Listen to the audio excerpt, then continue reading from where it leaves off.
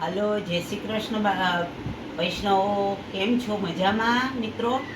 આજે હું ફરી પાછી તમને મળવા આવી ગઈ છું અને આજે હું બનાવું છું ઠાકોરજીનો અને નાના બાળકોનું બાલ સ્વરૂપ જે છે એની માલાજી અને કુંડળ કે જે કાનમાં પહેરવાના હોય છે, માલાજી બનાવીને મેં રાખ્યા છે કે મને નવરું બેસવું ગમે ને, એટલે હું ઘરે નવરા, અત્યારે ચોમાસાની સિઝન છે, ઉનાળો હતો એટલે હું ઘરે જ બેઠી હોઉં બપોરે અને બનાવતી હોઉં.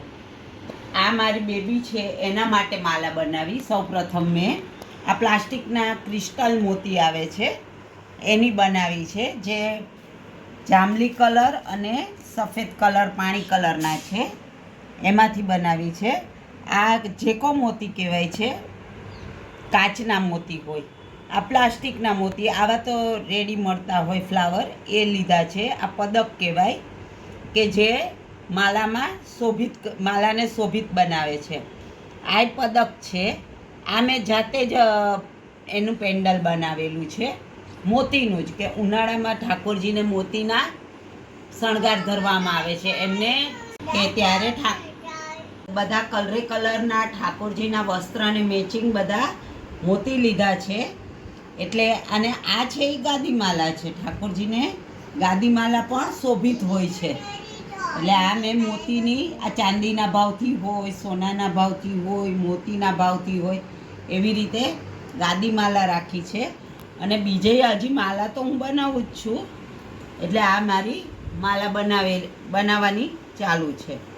આ કુંડળ છે કે જે ઠાકોરજીના કાનમાં ધરાય છે, એ પણ મેં મેચિંગ બનાવેલા છે. બરાબર વૈષ્ણવ? મને ઠાકોરજીને જેટલા શણગાર આપણે કરીએ એટલા ઓછા છે. એટલે મને બજારના આપણે રેડી લઈ અને ઠાકોરજીને ધરી શકીએ છીએ, પણ મને આપણી જાતે બનાવેલું હોય આપણા બાળકો માટે, તો બાળકને કેવું ગમે એમ આપણા ઠાકોરજીને પણ આપણે બનાવીને જે ધરીએ છીએ એ ભલે ગમે તેવું થાય, પણ શ્રીજી બાવાને ખૂબ ગમે છે.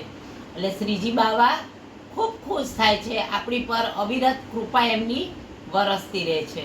એટલે હું આ બધું ઘરે બનાવું છું.